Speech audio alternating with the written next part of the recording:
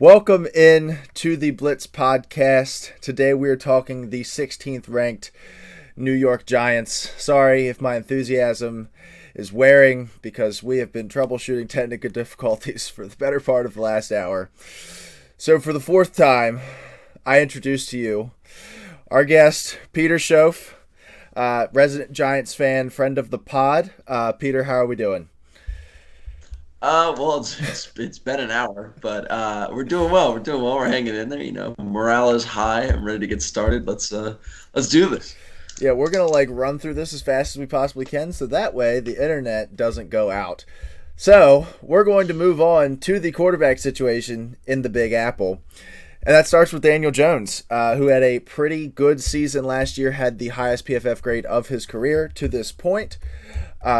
Led the Giants to the playoffs, and that was definitely, I think this is the highest the public opinion has been on Daniel Jones in a very long time.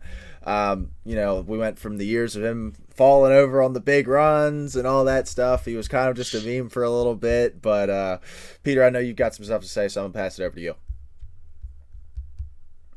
So yeah, thanks. So Daniel Jones as a fan, from my perspective, this is by far the most exciting we've ever seen him as a player. It's nice to see some improvement, definitely on the field, and we can get into the numbers in a minute. But on the field, it's very refreshing as a fan to see, such a large leap be taken. Now, I think one of the biggest things is sort of his role on the field has definitely greatly increased, and I think a lot of that does come from Brian Daboll, the coaching staff. They definitely have a large piece in why he has succeeded, and I think another part of that is having Saquon as well. Having Saquon, takes some of the pressure off Daniel Jones and makes him an actual serious, verifiable threat in the run game, which I think really helps sort of his play style. So from a fan perspective, it's really, really awesome to see that. It's about time. We've only been waiting 3 years for him to really step it up. So, I'm excited. I'm excited to see kind of where he goes. Now, you want to get into the numbers now? Sure. All right, cool. So, I say that he's improved, but I think kind of the big step recently improved is in the passing game. I think that's kind of where we started to see some where it was more of a he need more of a. I think that's where we really needed to see him step it up. Last season, he threw for 3,205 yards, which is not like crazy numbers, but it's respectable numbers, I like to think. But compared to previous seasons, I mean, he had been on a downtrend starting in 2019 where he just barely broke 3,000, and then the past 2 years not breaking 3,000, and in 2021 not even breaking 2,500. So, it's nice to see. It's nice to see finally an uptrend in that. But this is also his first season where he did play all the games in the season. He did sit out week 18 against the Eagles, but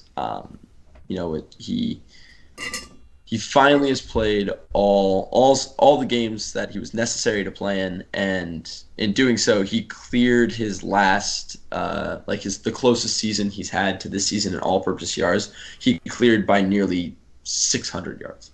So it's definitely a big jump, I would say. I don't know how it looks like from the outside. I don't know if you want to. Yeah, and I actually misspoke. So this was not actually the highest graded season of his career for PFF. He was actually a 78.4 in 2020, was a 76 this past season, but was the highest graded his highest graded running grade of his career. And he's also got this weird trend where he, as far as rushing grade goes, he had a 59 in year 1, a 78 in year 2, a 57 in year 3, and then an 81 in year 4. So maybe due for a bit of a regression just based on what the history has been so far, but who knows.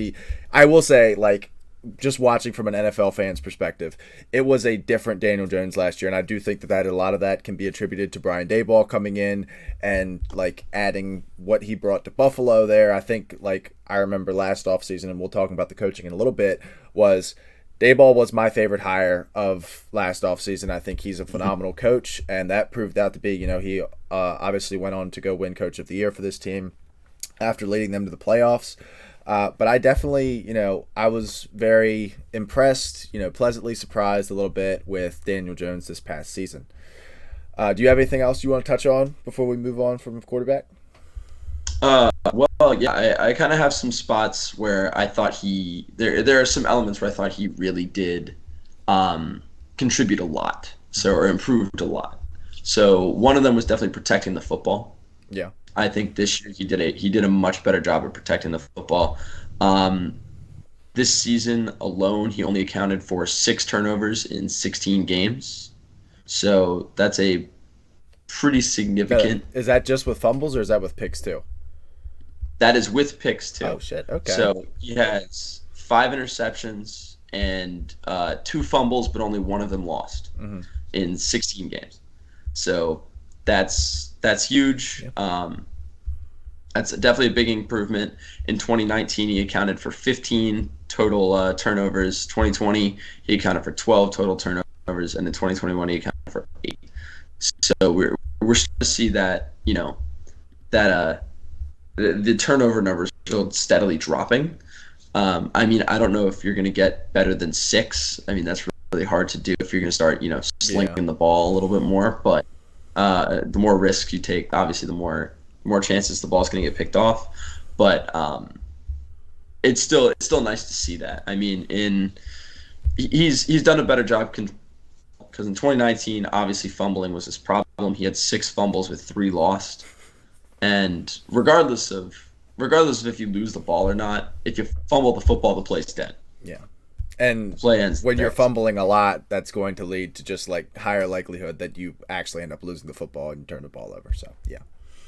Yeah, exactly. So he's definitely worked on protecting the ball, and I had seen a lot of accounts over the past, a lot of reports over the last couple of years of him really working on that in practice. And so it's nice to see those, that actual effort being put forward and actually coming through and seeing it in the numbers.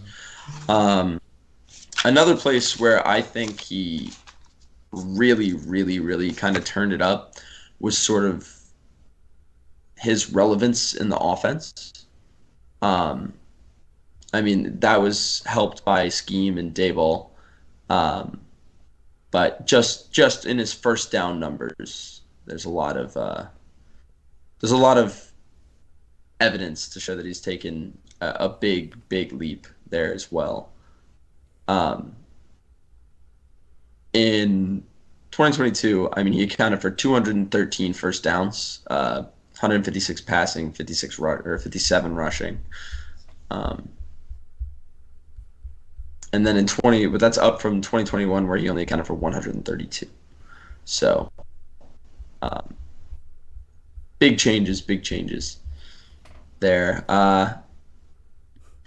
If you need me to jump in, seems like it's just let me know.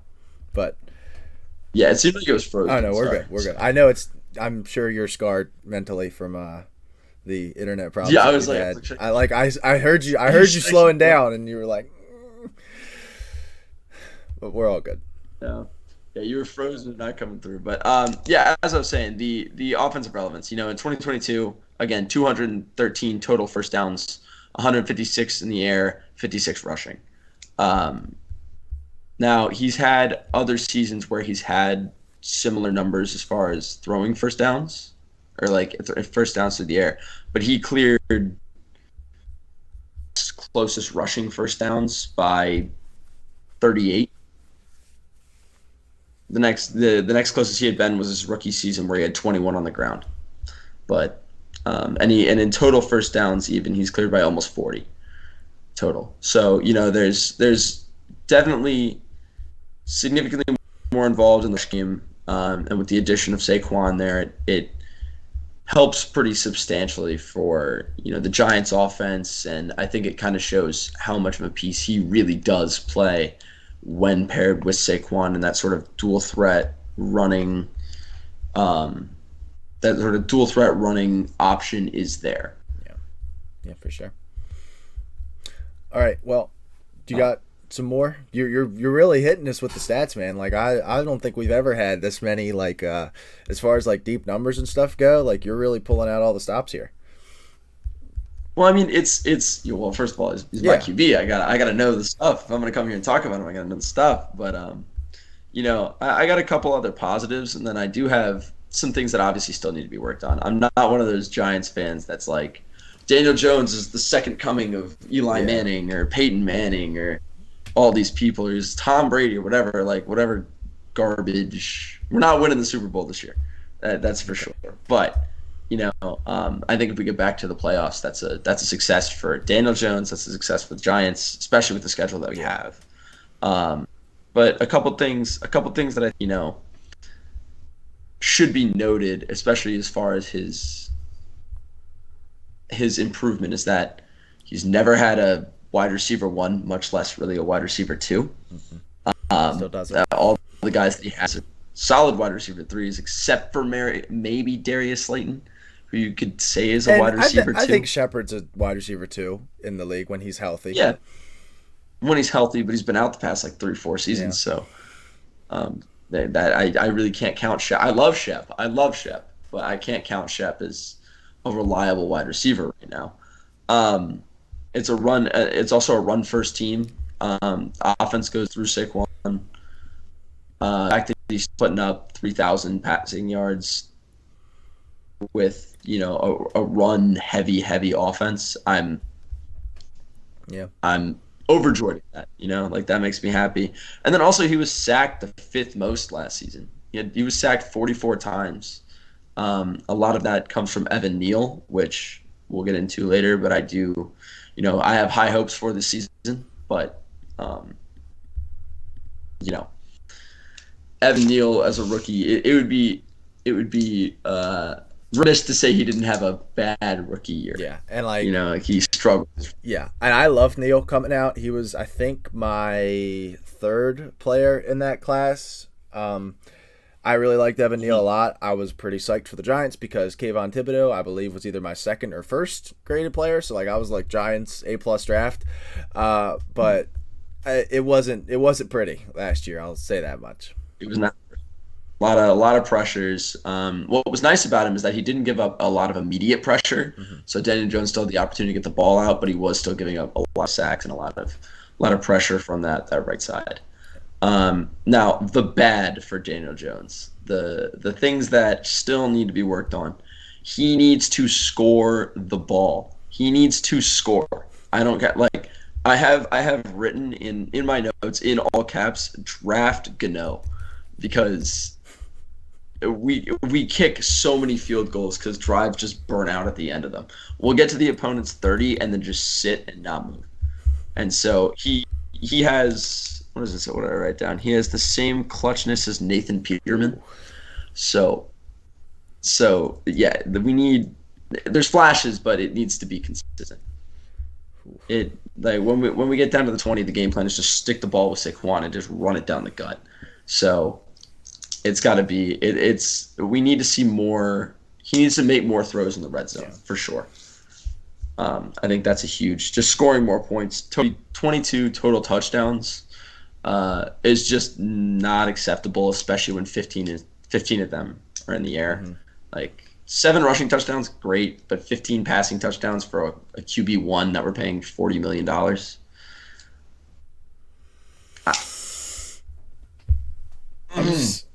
I don't feel good about that.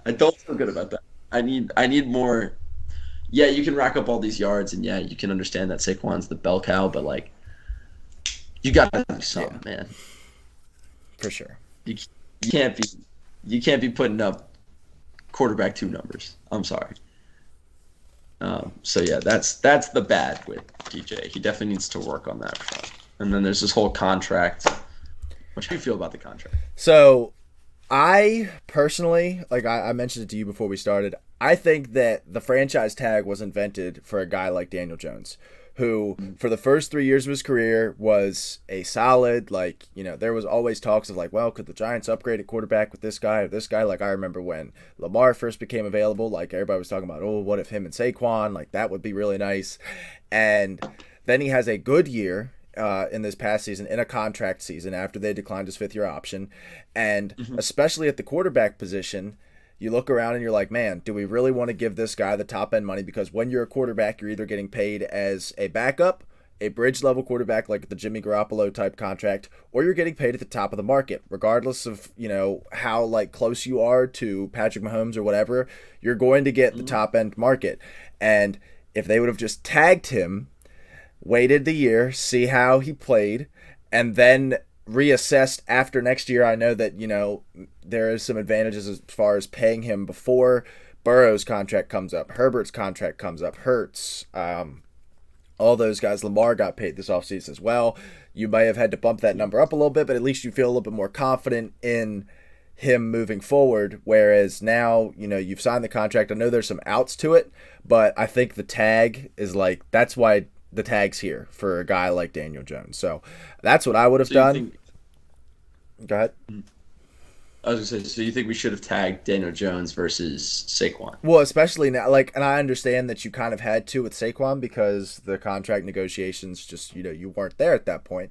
And you ultimately get him on a 1-year deal, and this is going to be our transition into the weaponry here. But I think that if you would have tagged Daniel Jones, got a 1-year deal or whatever kind of deal with Saquon, I think you'd feel much better about the Giants long term, just because you know that you're not locked into Jones. What is the out? What year is the out for Daniel Jones? I want to say it starts. I think 3 years into the deal. So it's a 4-year deal, $40 million a year average. But his cap hit last year, and I think this is one of the big things for the Giants. That was why I actually really like Daniel Jones' deal, because when you break it down by the numbers, it's actually a very team-friendly deal, but can be very Daniel Jones friendly as long as he plays well enough to keep around. So his salary his cap hit last year was only $9 million, which was big for us considering we did not have much cap space. Thank you, Gettleman. On top of that,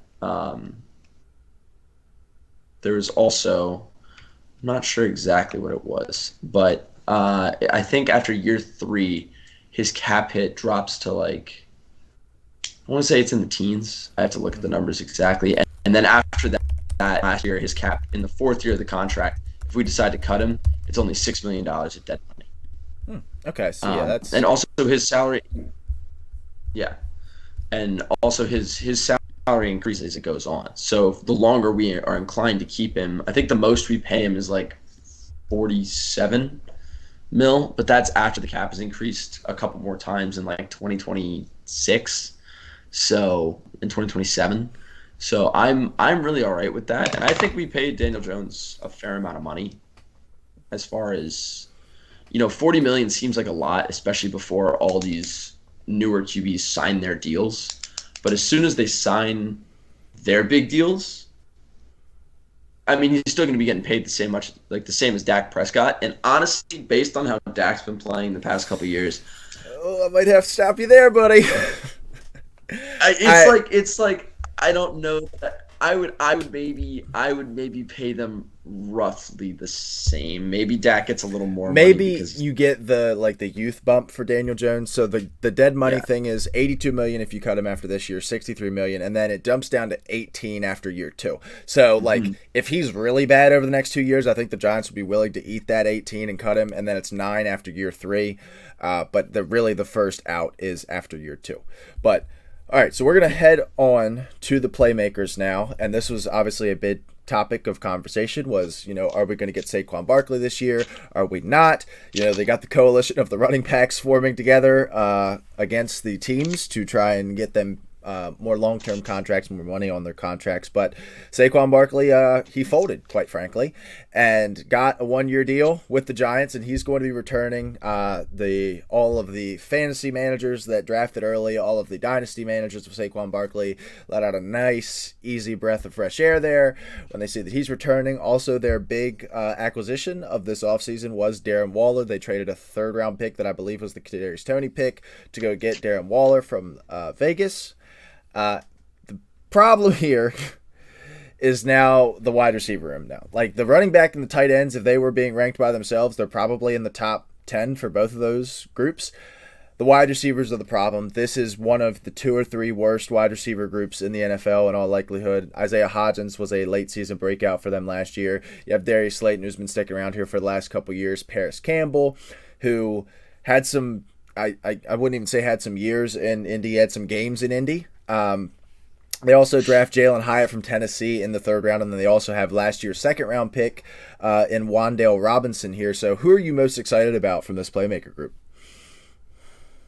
I mean, it's hard not to be excited about Jalen Hyatt, right? Like, I feel like in the 3rd round, that was a steal for the Giants. I thought this draft went incredibly well. But I think Jalen Hyatt, just as a speedster, we haven't really had a speedster with reliable hands. Yes, I'm looking at you, Darius Slayton. We haven't had a speedster who has really reliable hands, quite like Jalen Hyatt, and I think he's going to be a good X weapon for Daniel Jones, paired with Isaiah Hodgins and then probably Wendell in the slot. I'm excited. It's going to be a lot of. I think our offense is a very sort of tic-tac offense where we'll kind of work you down the field, and then force you to play short with the dual running threat alongside just like these speedy little cutty wide receivers that are going to make you. They're going to A, tire out your defense, and B, they're just going to make you pay. Like they're going to push to the outside. People are going to come in. And it's going to leave the middle of the field wide open. So. I think Jalen Hyatt's going to be huge, and Wendell Robinson. Obviously, Isaiah Hodgins, we only got 8 games of him. Whether or not he stays consistent, I think it was 4 touchdowns in 8 games. Yeah, so something like that. Like that's exciting. That's super exciting. We haven't had a really prolific touchdown scorer in a really long time. And then as a fan service, I'm so excited for Shep to be back. I just want one more good, healthy season out of Sterling Shepard. Yeah, I think you need, because like we said, like Sterling Shepard might be the only guy that you can confidently say when he's healthy is at least a wide receiver 2 on this roster, much less a wide receiver 1 like Darius Slayton at times can be there. We don't know what we're going to get from Jalen Hyatt. I think Wan'Dale Robinson, I don't know if he has 2 skill set. I think he has a 3 skill set, and he can be a good 3. But Shep, like, I think when he's healthy, I think is probably the best wide receiver on this team. It's just a matter of him actually staying healthy. Like, I was surprised to see him behind Slayton on the depth chart and behind Isaiah Hodgins on the depth chart. I think it might be Dayball playing a little bit to the guys that got him there. But I think that Shepard could 100% emerge as the starter here. Yeah, I agree. I mean, I could see. I mean, Shep back when he would play alongside Odell. He looked like he could have been a low end 1, like a very low end 1, but a low end. Like a current day Giants 1. Yeah, like a Walmart employee 1. So he's got it. It's just those concussions and the ACLs and he's getting older. It's I just want one more good season out of him. Yeah. I think he's probably big, but I think they're going to use Darren Waller as the wide receiver 1. I think that's what we can expect out of the Giants this year. He's going to line up in the slot or on the outside a bunch, because we have Bellinger on the inside to block, so we don't necessarily need. I see a lot of 2 tight end sets coming up, and I see a lot of Darren Waller playing the X on the outside. Yeah, I do too, and I see them kind of using that pairing the same way that a lot of people project that the Falcons are going to use Pitts and Jonnu Smith, with Jonnu Smith next to a tackle. And even, I don't think the Giants are going to do this, but the Falcons might even run Jonnu Smith as like a wide tight end, Kyle Pitts is like a actual receiver, and then Parker Hesse is a inline tight end. But I do think we'll see a lot of two tight end sets here. Darren Waller has a diversified enough skill set to the point where you can use him as a like fringe slot wide receiver. He's quick enough. He's going to create a lot of matchup problems with that, because you're not going to put like a lot of these teams running these smaller slot corners now on Darren Waller. Like, you kind of have to put a linebacker on him. He's got enough size to the point where you'd have to do that, and Darren Waller's pretty quick too, so you can't really do that either. But it'll be very interesting to see how they use him. Real quick, do you want to touch on Saquon before we move on to the offensive line? Yeah, Saquon. So I'm excited Saquon's back. I like the deal. I think it's fine. It's a glorified franchise tag with incentives. I mean, it's like $1 million in incentives. And, what else? Oh yeah, $2 million signing bonus, and then other than that, it's just the fully guaranteed franchise tag. But I don't know about you, but if you want to speak on the running back market, since it's been such a topic of debate, and what better point to talk on it than the person who's probably being mostly directly affected by it right now, aside from maybe Josh Jacobs, and Tony Pollard. But I think the running back market it's a travesty. Like, there's no other way to put it. But when we were going through those negotiations, and why I think paying Daniel Jones, because $40 million doesn't seem like it's going to be that much coming up, because he's going to end up as like 10th most paid, which just seems fair to me. I could say he's a fringe top 10, maybe 11 QB in the league. Yeah, I know. It's fine for that. Fringe top 10, maybe 11, maybe 12, I think is fair. So if he's being paid as such at a time where it was kind of an awkward time to pay him, I think that's fair. And I'd rather have QB stability than running back stability. The issue with Saquon is that you've got one or two ACL tears. You've got injury history. You've got he's getting older. He's 26. He's probably got 4 more years of shelf life left. Do you really want to, if you're the Giants, do you want to put yourself in cap hell signing this man to a 3-year deal where you're shoveling out $16 million a year just for him to tear his ACL in the first year? Yeah. And that is the concern. And maybe not come back. That is the concern with Saquon, is we've seen him, like, when he tore his ACL in 2020, if I'm right, 2020. And obviously, he had the, like, where he, like, tweaked his ankle or something like that. Or was it 2019 when he tore it, and then he came back in 2020 and he was, like, really weird? Oh, no, it may have been, I think it was 2021 when he tore it against the Bears. Yeah. 2021, because he only played 11 games. 2021 when he tore it against the Bears, but he had, like, a high ankle sprain. Yeah. And, like, it took him a while to get back up to speed, and that's what you're worried about here, is this offense, like, if you remove Saquon from this offense, we're talking about one of the worst offenses in the league. Like, this offense needs Saquon to be successful for them to be successful. And if you pay Saquon the money to the point where, like, all right, well, we know that we need you for this offense, so we're going to pay you like it, and he's not there, and you don't have that money to disperse to, a wide receiver one that they desperately need,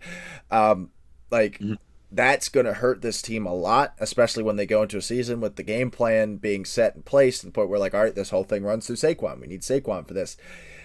That's where things get rough, because, like, we've, Daniel Jones without Saquon Barkley, we saw it in those years when Saquon was hurt. This wasn't the same Daniel Jones that we saw this past season. So they definitely need Saquon, and, the running back market is its own thing. Maybe we'll, like, have our own episode about that whole conversation. I think it's going to start dying down a little bit now that Saquon's got paid. I don't know how far apart the Raiders and Josh Jacobs are. I don't know how far apart the Cowboys and Tony Pollard are, but it's going to be kind of interesting to see how that works because, like, there is a legit argument to the point where you say you pay the player, not the position. Like, if you think that Saquon Barkley, if you think that Josh Jacobs is that special, you do pay him because he is that guy. That doesn't mean that you have to go pay J.K. Dobbins, for example, who, like, there's some rumblings that he might be sitting out due to a contract dispute. Like, I'm not a J.K. Dobbins believer. I know that some people are. I'm not paying J.K. Dobbins. Like, it's not like the same situation in the quarterback market where it's like, okay, well, he's a good running back. We'll pay him at the top of the market. Like, you cannot do that because that's how teams get screwed up. But when you have a special player like Saquon Barkley that, when he's healthy, is one of the 3 or 4 best running backs in the league, those are the kinds of guys that you pay. But that it doesn't need to be generalized, and I think that's where it gets lost in translation a lot. Yeah, and I mean, I think it's also just, it's such a replaceable position. I mean, you look at the Super Bowl winners, all their running backs, I want to say none of them are being paid significant amounts of money in the past 10 years on Super Bowl winning teams. Highest, I saw the graphic of the last 10 years, the highest was Leonard Fournette in 2020 making $2 million. Yeah, and that's exactly what I'm saying. It's like, you have all these running backs that they're not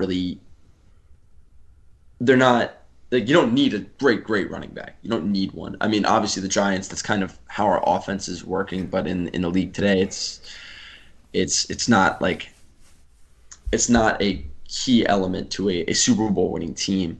And also the thing about the Giants is that I think they're coming off of sort of cap PTSD with the whole Kenny Galladay thing. Just putting themselves in cap hell for a player that just, like, gets hurt, doesn't really try. That's got to be one of the worst contracts in NFL history as far as, like it's not like, sometimes you pay a player and he gets hurt and he just never is, and I guess he technically did do that, but, like, the fact that how much they needed him and how much that was like, okay, this is just a perfect fit, and, like, it wasn't like it was like a flash in the pan thing. Like, he had been building up to that good season that he had with Detroit. Oh, yeah. And then just poof, he's like just thunderstruck type situation where it's like he doesn't know how to play football anymore. It was a devastating reality, especially because I actually really liked Kenny Galladay from a fantasy perspective.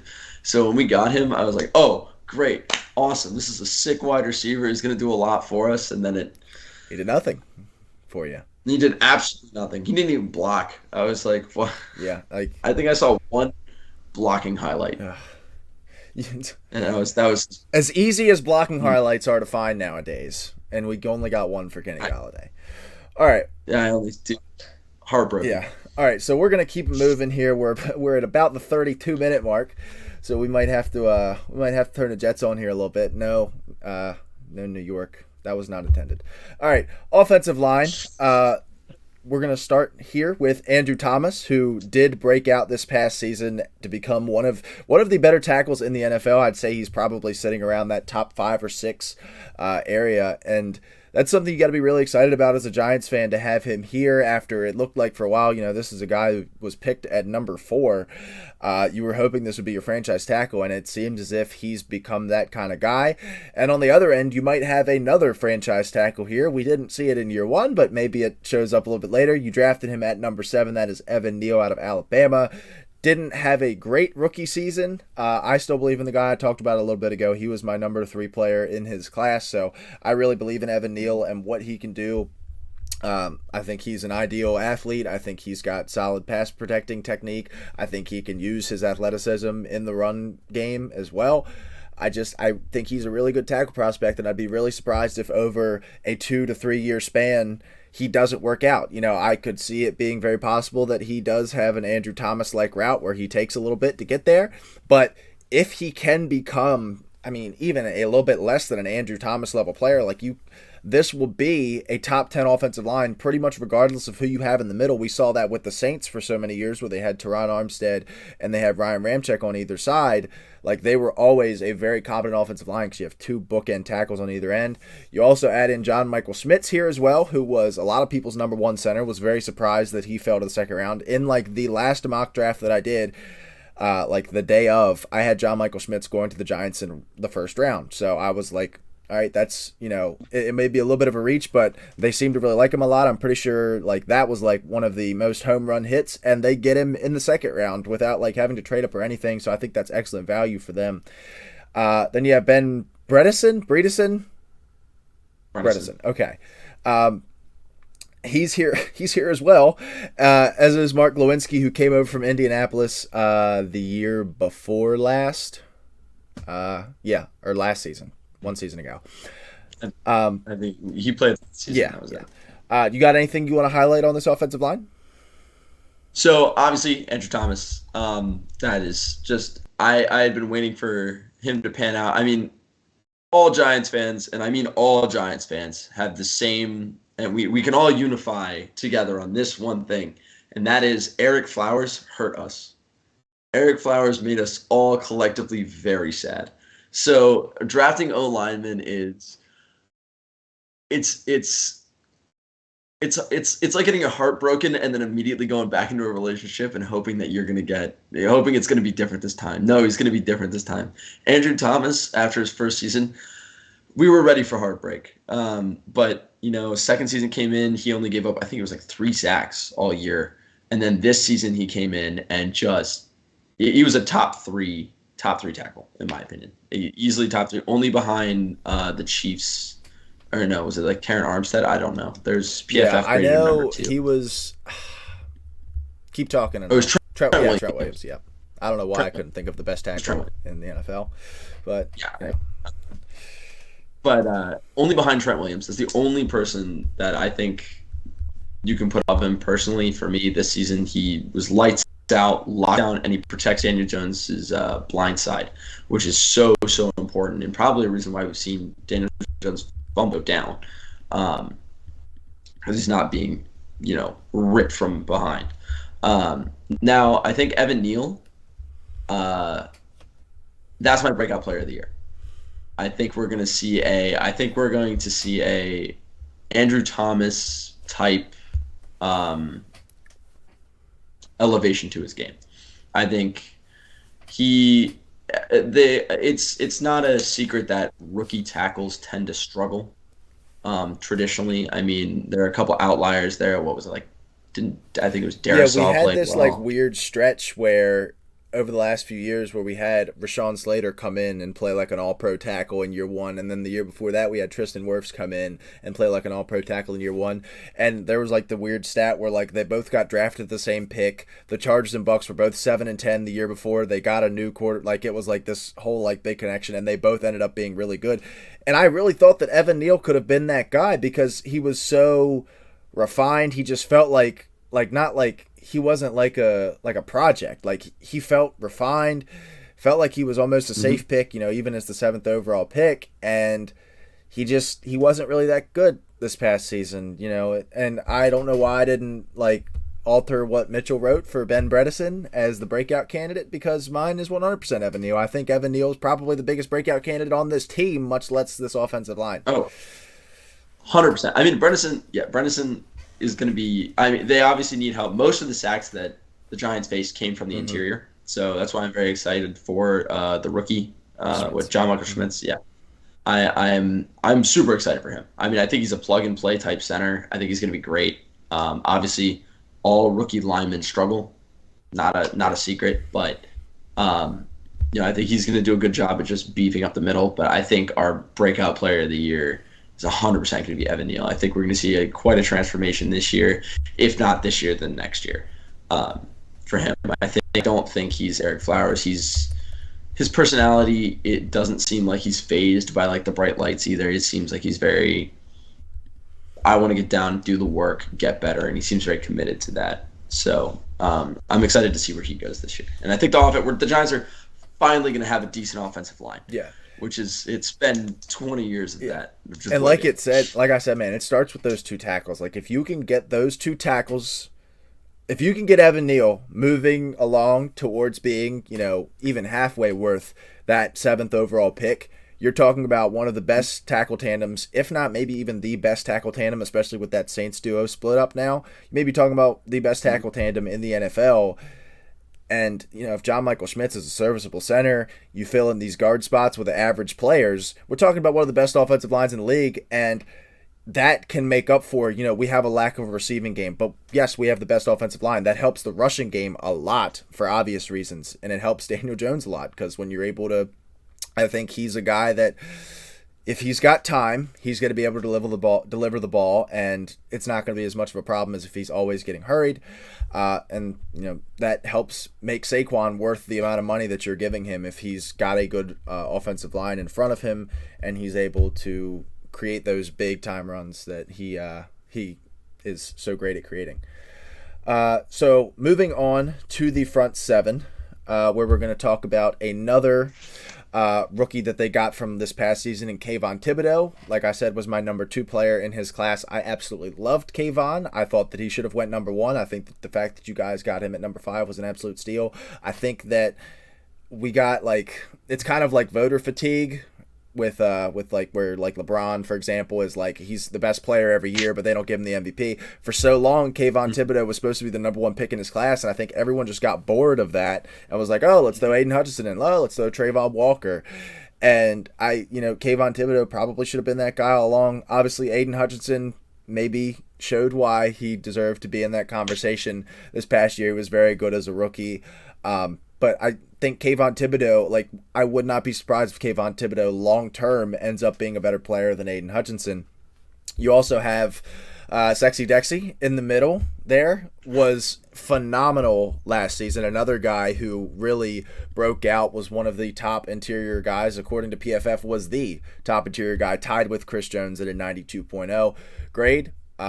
Was just fantastic. Was the best pass rushing interior lineman last year as well. So you're really excited about Dexter Lawrence. This is your cornerstone on defense, at least for the time being, until we see more out of Kayvon.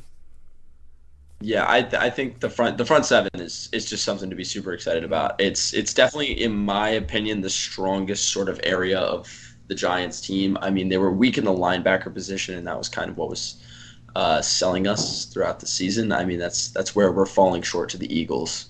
That's where we're falling short to Dallas. That sort of defensive area. That's where you see us being kind of losing our division, is that linebacker core. But I think like you said, Dexter Lawrence, animal alongside Leonard Williams that's probably the best tandem in the league. At least one. I'm trying to think of anybody who tops that, but personally, I mean, obviously I'm biased, but I have a hard time seeing a better interior pass rushing duo than those two specifically. Just off the top, Hargrave and Armstead in San Francisco, because Leonard Williams plays like that kind of like hybrid the same way that Armstead does, but Dexter Lawrence and Leonard Williams, that's about as good as you're going to get on most teams. Yeah, it's hard to top that, and if you do, good for you. But and then adding Kayvon going into his second year on the outside, that I think we're going to see a jump from Kayvon as well, especially now that he has actual linebacker help with Okiriki. I think it's Okiriki, but you definitely could have screwed that up 10 times worse than you did. Much worse than I did, yeah. Glad I didn't butcher that. But Okiriki, and then you've got Ojulari, if he can stay healthy on the other side.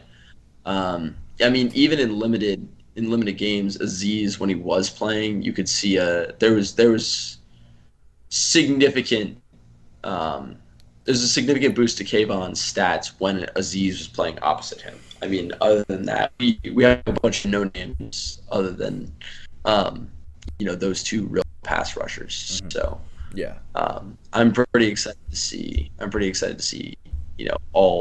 Everybody play together, and then sort of a boosted linebacker, of course, going to help sort of drive that front seven a little better. I think our secondary is great. I'm not worried about our secondary, although I saw a little bit of secondary slander on the graphic. Okay. We'll get there.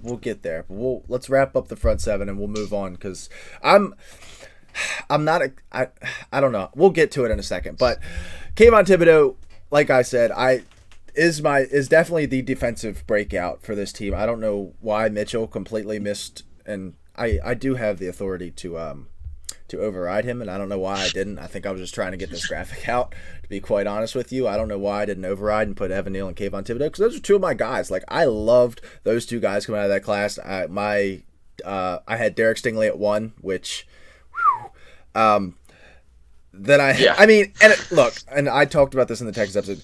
I still think that there's a world where Derek Stingley could be a top 8 corner in this league. He just didn't look as good last year, and the fact that Sauce was so good, just like nobody, like if Sauce was like an average player, I think we'd be talking about Derek Stingley a little bit better, but it's the fact that Derek Stingley got picked 1 pick before him, and Sauce was so good that it makes Stingley look a lot worse. But I still believe makes him look I still believe in Derek Stingley, and then I had Kayvon and Evan Neal, so maybe that just shows that these guys aren't going to be good and that I don't know what I'm talking about. So who knows? But I think Kayvon Thibodeau can be a legit number 1 edge in this league, and I think Azeez Ojulari is the perfect edge too to go alongside him as well.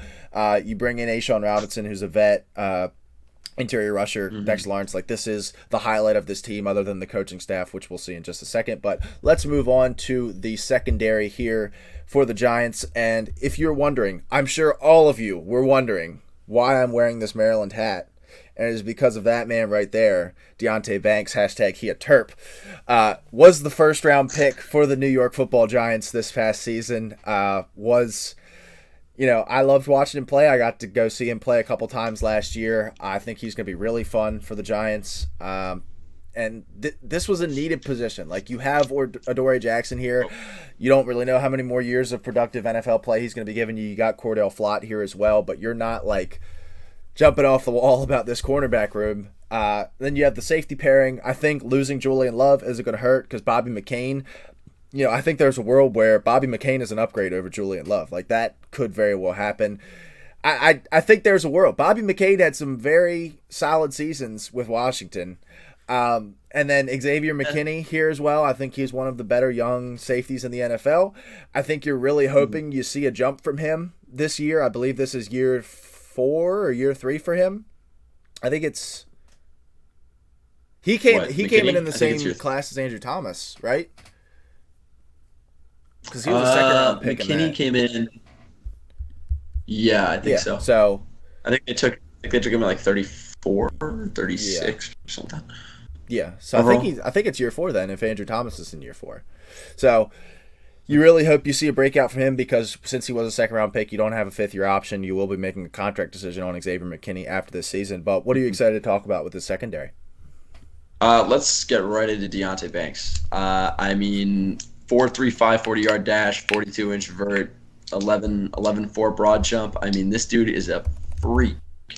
He is an absolute freak athlete. I am so excited to watch him play, and I think it's great for the Giants because he fits into Wink's sort of what he wants to do with the defense so well. To next-gen stats, actually, I don't know if you knew this. He had the highest raw athleticism score for all quarterbacks in the last draft coming out of college. So he was like top percentile, just pure athletic power. And I think Wink is going to do a really, really good job of sort of building him into a really good man corner.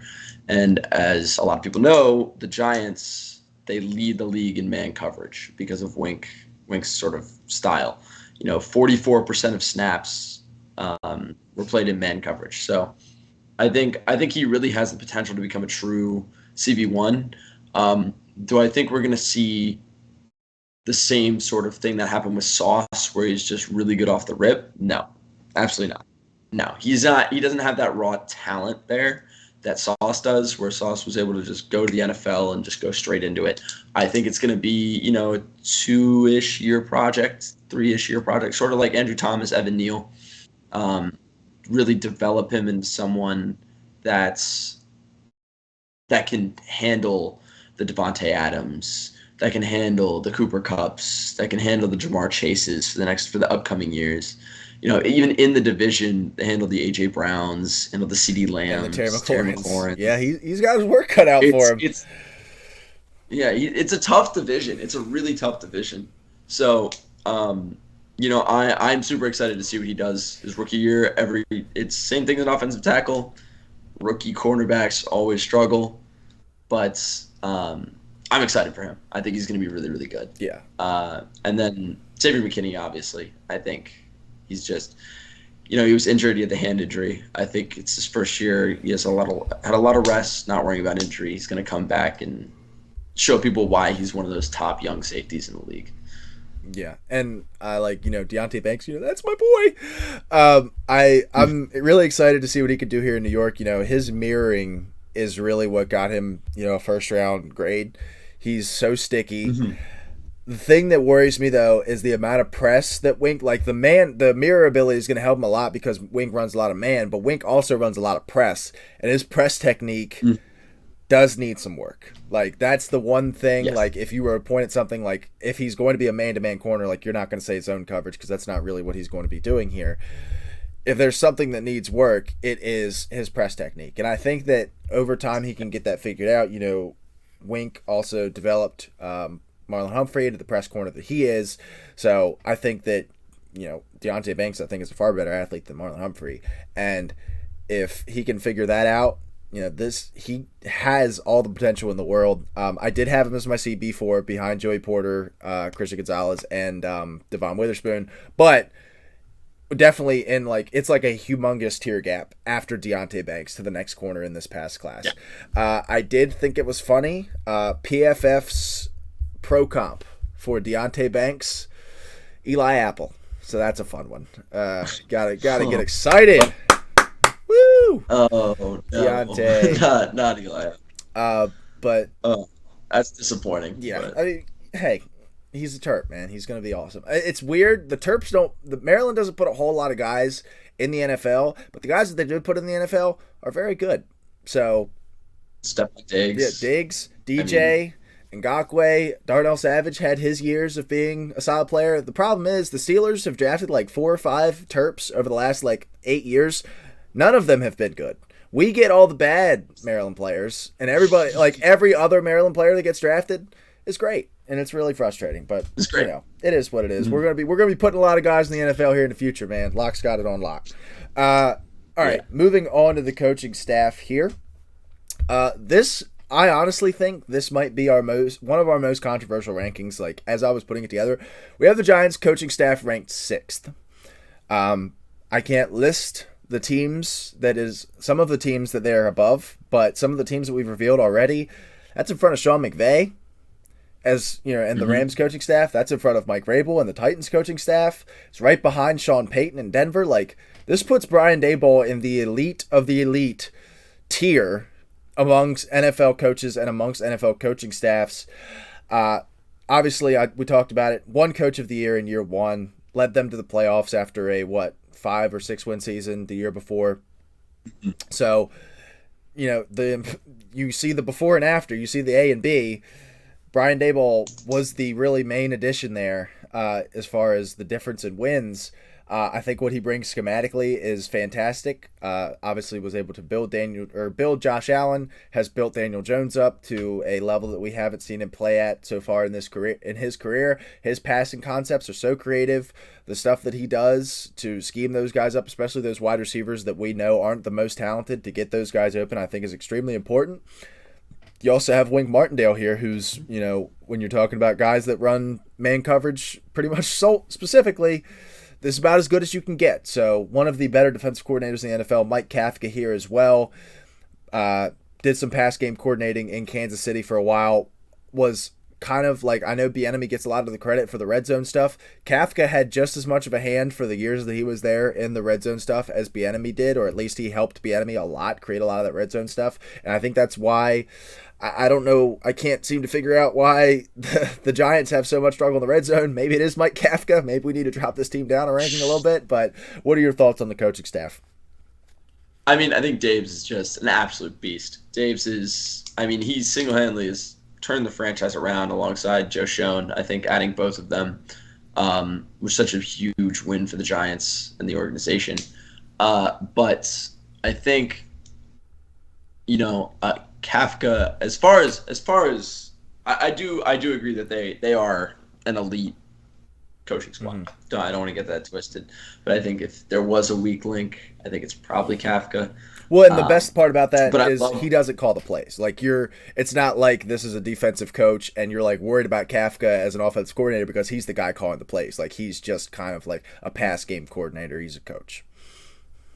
yeah. I mean, he does his job well, but like he's not that offensive coordinator that you can give that extra responsibility to kind of like take over the offense and help. But I do like Dabs because Dabs is that guy. Dabs is the guy. I think he makes up for it, if that makes sense. And I think the other big thing for the Giants is that the stability for Daniel Jones is so important. He hasn't really had that stability. He went through several head coaches in his first 3 seasons, first 2 seasons, and now we're actually going to be able to see sort of a ability for him to grow under a similar system, so he doesn't need to learn a bunch of new stuff. Well, yeah, he gets to go into an off season and like, okay, we're running the same stuff this year. Like I can build on what I have as opposed to starting fresh again and learning everything. And I do think that that's big for Daniel Jones. And I think it's another reason I think we're gonna see another boost in his statistics and things like that. I don't want to drone on forever, but I just think Dabs and his ability to use what's available to him to the best of their ability. This is the first time we've ever seen Daniel Jones really be able to explore the run game and be really, really relevant in the run game. So I think that's a super great opportunity for the Giants going forward.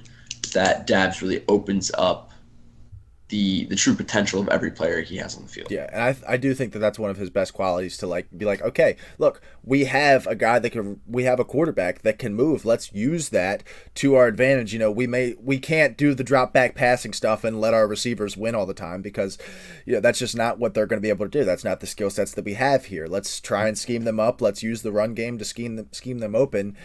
And, that's very valuable to have in a head coach, especially as an offensive play caller. Another thing, like, I know that I don't want to, like, pick, like, individual moments and be like, okay, well, he's a great culture guy. Like, the video that went around, I can't remember what week it was, but it was like, Dable was like, all right, do you guys want to go for it? Like, do you want to go for this?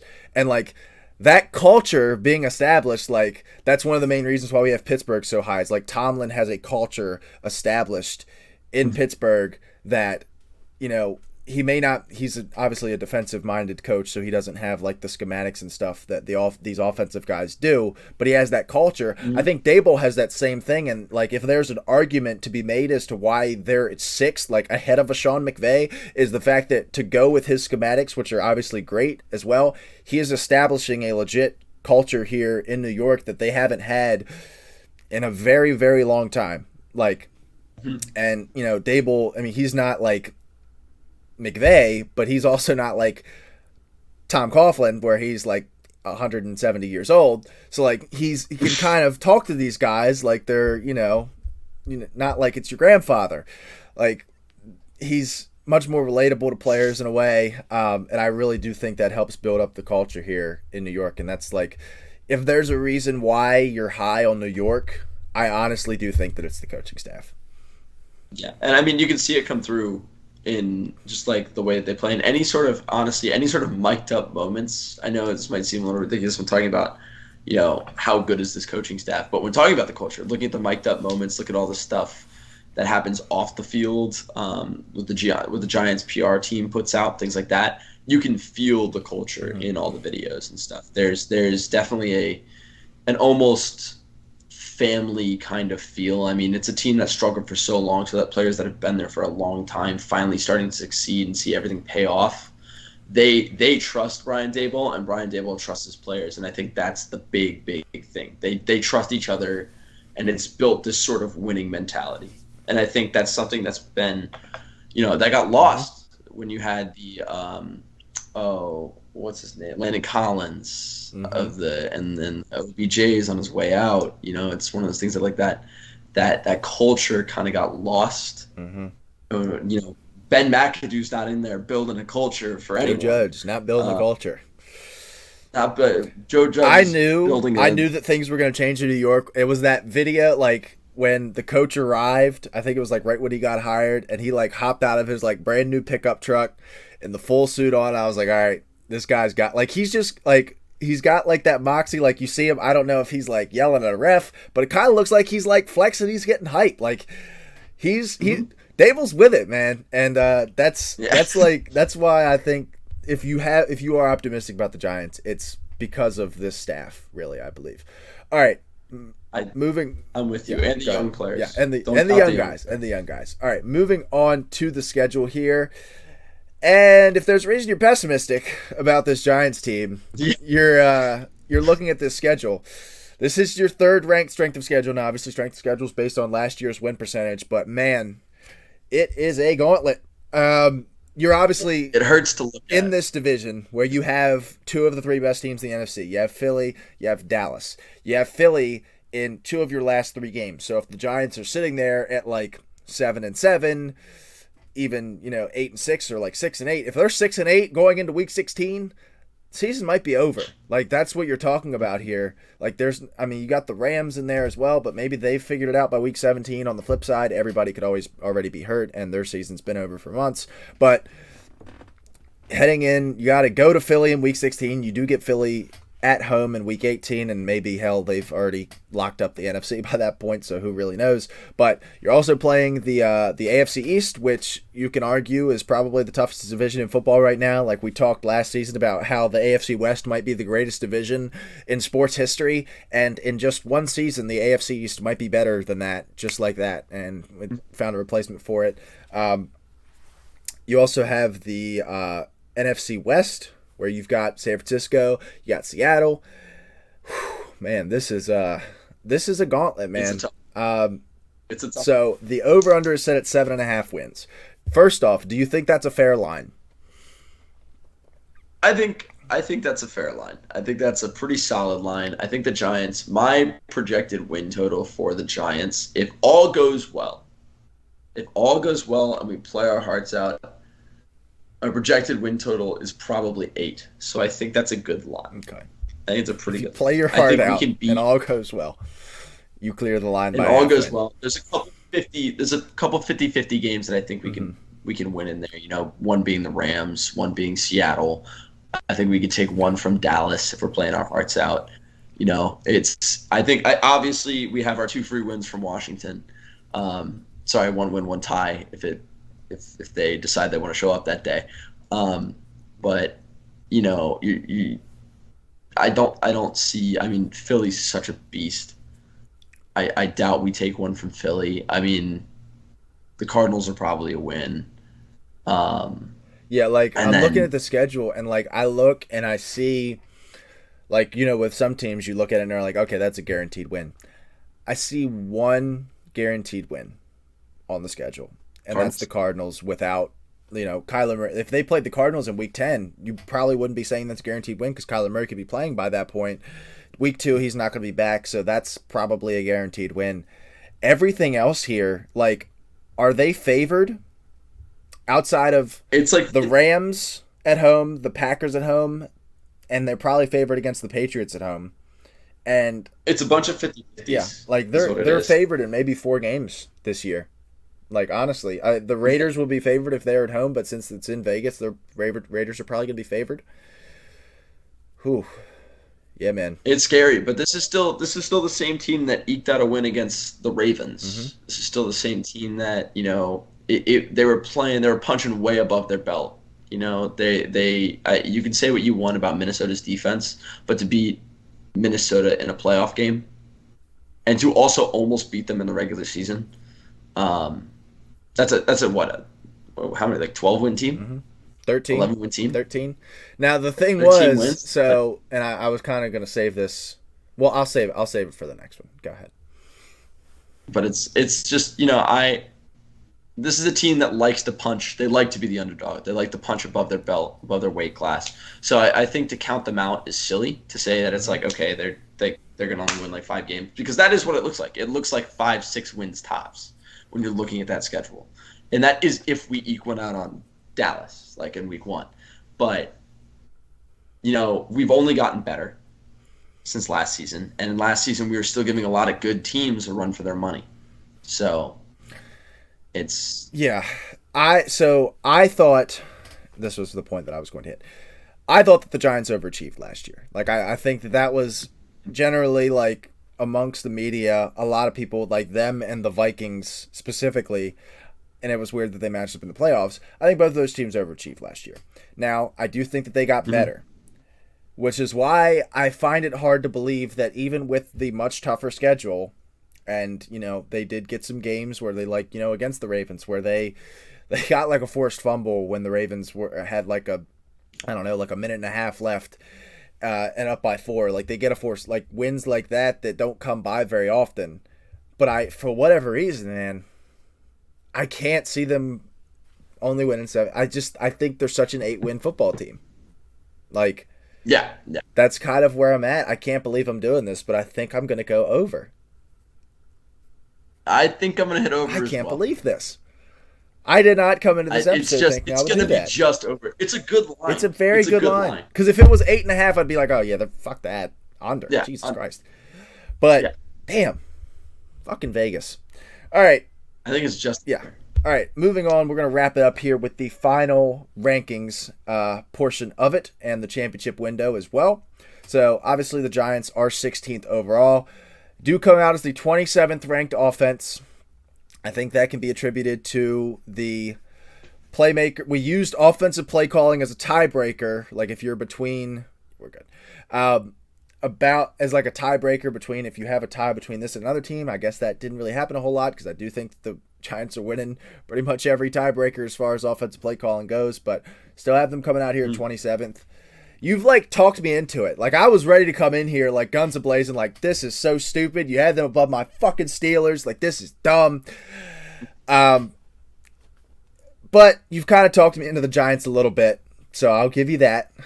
We do have their defense at 18th, which is much better. I guess you could call that the strength. You got the coaching at 6th, which I do think is what ultimately moves this team up. I will point out that the Steelers were higher in offense, defense, and coaching, and we're still here, but who cares? It's, you know, whatever. It's a consensus ranking for a reason. And then this is what I really wanted to talk to you about. So right now we have the championship windows closed. That's fair. Okay. Now, I usually put like a time frame because I've explained it on the show. So the championship window, and I thought of, dude, I was so proud of this. I thought of this all by myself. Didn't find it on the internet anywhere. Championship window is like a circle. And like right at the top, there's a little window that you're in. And once you leave the window, you got to go all the way back around to get back in the window again. Yeah. I think that 2 to 3 years away, I think is probably where you're at. Like I put the Steelers at 1 to 2 because I think that if Kenny Pickett takes a step, the year 2 step, I think if Kenny Pickett takes the year 2 step, we could be in it because the defense is so good. The only problem is we're in the AFC, where Kenny Pickett, even if he takes the year 2 step, is still probably not a top 8 quarterback in that conference, which is fair. No. Daniel Jones, the thing is, I think Daniel Jones took a step. I think the steps happened. Like, we're in year 4 now. He just got his money. He was in a contract year. And if you get this Daniel Jones for the rest of his career, that's probably fine. But I don't know how much better Daniel Jones gets than this. And that's my problem, and that's why I think we're 2 to 3 years away. And that's 2 to 3 years of hitting your draft picks everywhere because now you're paying $40 million to your quarterback. You're paying, at least for this year, you're paying $10 million to your running back. And the problem with that is the strength of this offense is that running back who's in year 5 now. Or going into year 6, right? Because last year was the 5th-year option year. He was a 2018 draft pick. Yeah, he's going into year 6. Yeah, and that's the strength of this offense. What happens if after this season Saquon leaves? Like that resets your championship window. You're now talking about maybe 3 to 4 years away. So you've really got to hit your draft picks, and that's like the long term. You've convinced me on the short term for the Giants. I don't know if you can get me on the long term. It all depends on Daniel Jones and Saquon Barkley. I think for the offense, I think 27 offense is disrespectful. I'm just gonna put that out there right now. I think that's crazy disrespectful. You've convinced me. We probably should have had them 20, a little higher. I think 20 is reasonable. I think 20 is very easily reasonable, but I think 27 is unbelievably. Just put that out there. But no, I think I agree with your championship window. 2 to 3 years. We got to hit the draft picks, build a little bit more, and we'll be good to go. All right, so the offenses that we have in front of the Giants. We have the Bucs. I think the weapons you've got there. I think your view of the Giants offense is based on the idea that Daniel Jones is a 12th best quarterback in the NFL. And I just don't know if a lot of people are there yet. That's like, fair. if Daniel Jones was the 12th best quarterback in the NFL, no hate, but like if he was there, I think they'd be a little bit higher. We have the Bucs in front of them. We have the Panthers in front of them. The Bears. Well, here, let's do the teams behind. Rams, Colts, Titans, Patriots, Texans. I think all those are behind the Giants. Rams, Colts, Titans, Patriots, Texans. We didn't adjust the Titans offensive ranking since they got Hopkins because like we don't have like that little sidebar where it shows where they're at, so it just didn't feel like there was any point to do that.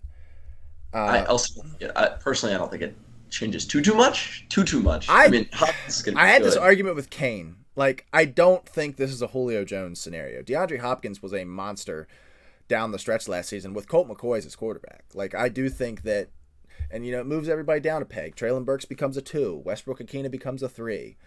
Things like that.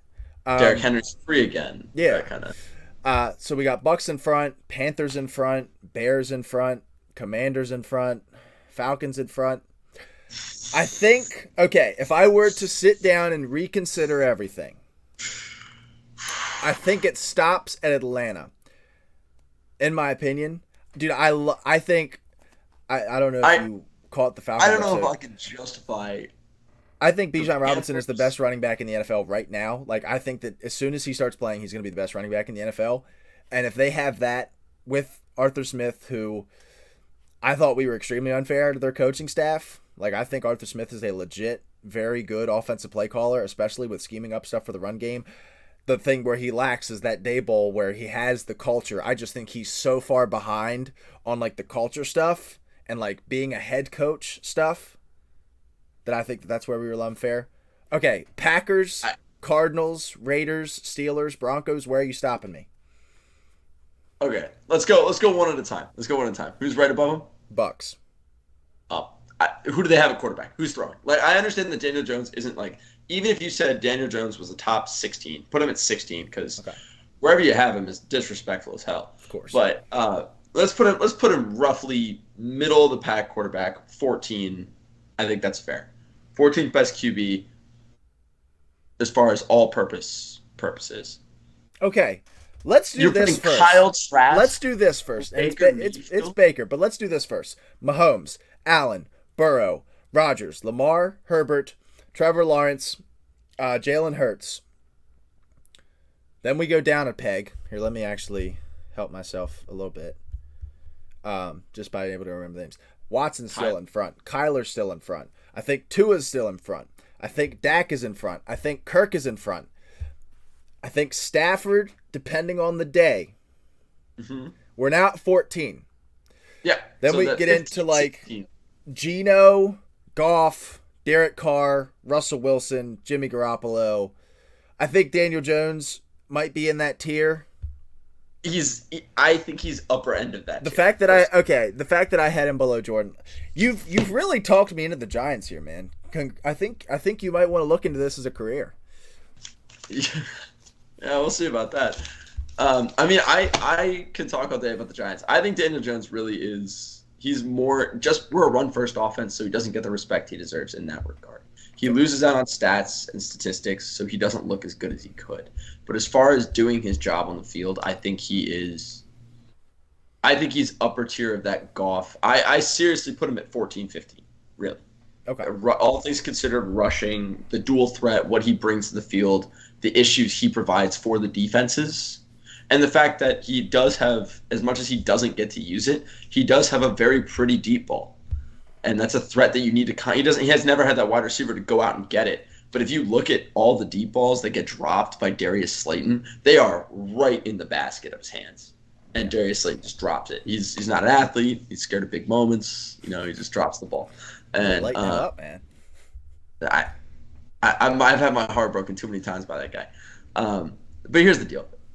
The fact that the Giants are ranked 27. Okay, so let's play that. You say if you think the Giants are higher, just say yes. When you're ready to stop, just say no. All right, Bucks. Okay. Yes. Bears. Yes. Panthers. Yes. Commanders. Yes. Falcons. Yes. Okay. Packers. With Jordan Love? Yes. Okay. Cardinals. The Cardinals are like the weirdest team to rank because it's a matter of how many games Kyler Murray plays. If Kyler Murray plays 12 games or whatever, then you're probably saying no. If Kyler Murray plays 4 games, then yeah. Who's their wide receiver 1 right now? Hollywood. And then it's Rondale and Greg Dortch and my guy Michael Wilson. Tentative yes. Tentative yes. Okay, Vegas. What, Garoppolo with Adams? And Jacobs. I think you could probably put him on that tier. Who's above Vegas? Pittsburgh. We're better at quarterback than Pittsburgh is, but everything this guy. But everything else, I think Pittsburgh, that sort of area is where we draw the line. Okay. All right. I think we're on par with Pittsburgh's offense, maybe a little worse. Okay. I'm glad we. The thing is, and we talked about this yesterday. I think the primary difference between Daniel Jones and Kenny Pickett is the difference between Brian Daboll and Matt Canada. Matt Canada is like, legitimately, when I tell you this, and I know that it's easy to do this as a fan, and you just point the blame at the offensive coordinator. Matt Canada is the worst offensive coordinator in the NFL.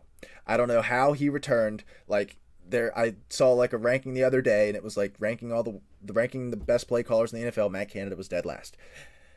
Matt Canada is the worst play caller in the NFL. Brian Daboll is,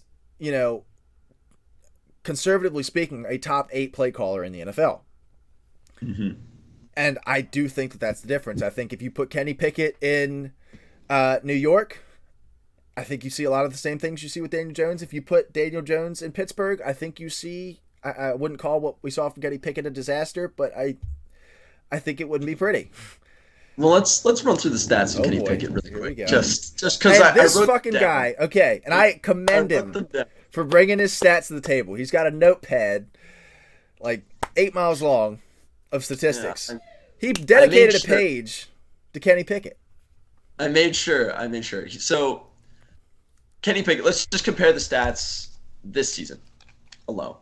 Daniel Jones was sacked 44 times. I want to preface this with, you say that Kenny Pickett and Daniel Jones are the same. I think they're relatively the same. That's unbelievably disrespectful. Statistically, they might not be, and that's because of the play calling. But I think if you break them down as a player, they're very similar. In play style, maybe. But let's take a look at Daniel Jones' worst season, where he played 11 games. He only played 11 games. And Kenny Pickett last year, to his credit, he was registered for 13, but he really only played 12 because he had one game where he had like one pass. He really only played. So he missed the first 4. He came in at halftime in the Jets game. So I don't really count. Well, but he also missed. He still threw 3. He still threw 3 picks and a half in that game, but that's neither here nor there. Misses 2 games. And I feel like he missed another one for some reason, but 12.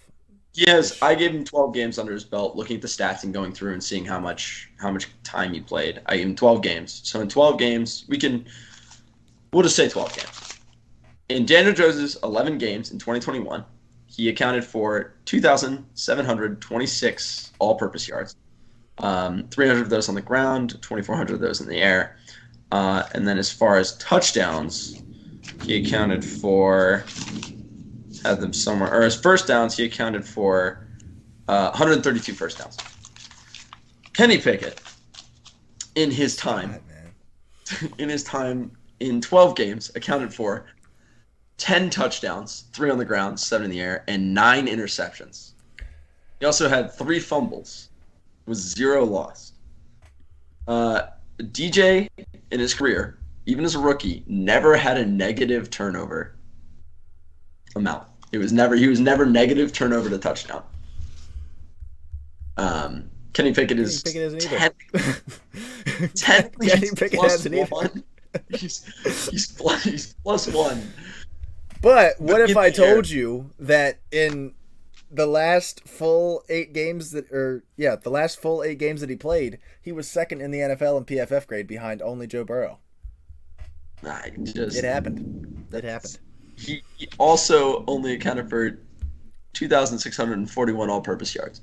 So 100 less than Daniel Jones in one more game. Okay. I'm not saying that Kenny Pickett is a bad rookie quarterback. I'm not trying to sit here and slander Kenny Pickett, although he has better pass catchers and a better offense around him than Daniel Jones does. And yeah, definitely in 2021. But again, I will tell you, Matt Canada is the single worst play caller in the NFL. Like I was watching like a Steelers breakdown the other day where they do it. They break the play calling down into tiers. Matt Canada was in a tier by himself at the bottom. He was in tier 6. It was like dark red. It was awful. I mean, he's awful. He's terrible. Awful. There's no Patrick. I guarantee you, Patrick Peterson runs a jet sweep for us this year at some point, just for fun. But do you think like Ben McAdoo was absolutely lights out as a play He wasn't caller? lights out, but like he got an NFL job as soon as he left the Giants. I don't know if Matt Canada's coaching D1 next year. That's fair. That's fair. But all I'm saying is Kenny Pickett's in a better situation. He's got better players around him, minus the play calling. But it still does less than DJ does. I'm not trying to sit here and slander Kenny Pickett. I'm just saying there's no way in hell that you put Kenny Pickett as equal to or better than Daniel Jones. I'm sorry. Right. It doesn't that math ain't math. All right. Like it's not the same. I will cede for the sake of our runtime. I'll let you have it, and I'll let history at Kenny Pickett's Hall of Fame ceremony. I'll give you a call. But we're gonna get out of here. Peter, appreciate you for coming on, man. Really, really appreciate you helping us out here with the Giants. Hope to have you on again. But if you haven't already, and if you stayed for the Kenny Pickett Daniel Jones argument, please. Clearly, you're a very dedicated watcher. Please please subscribe. Please, in the comments, tell Peter how wrong he is about Daniel Jones and how right I am about Kenny Pickett. And we will be back with our 15th ranked team sometime in the next day or two. So thank you guys for watching. We are out of here. Peace.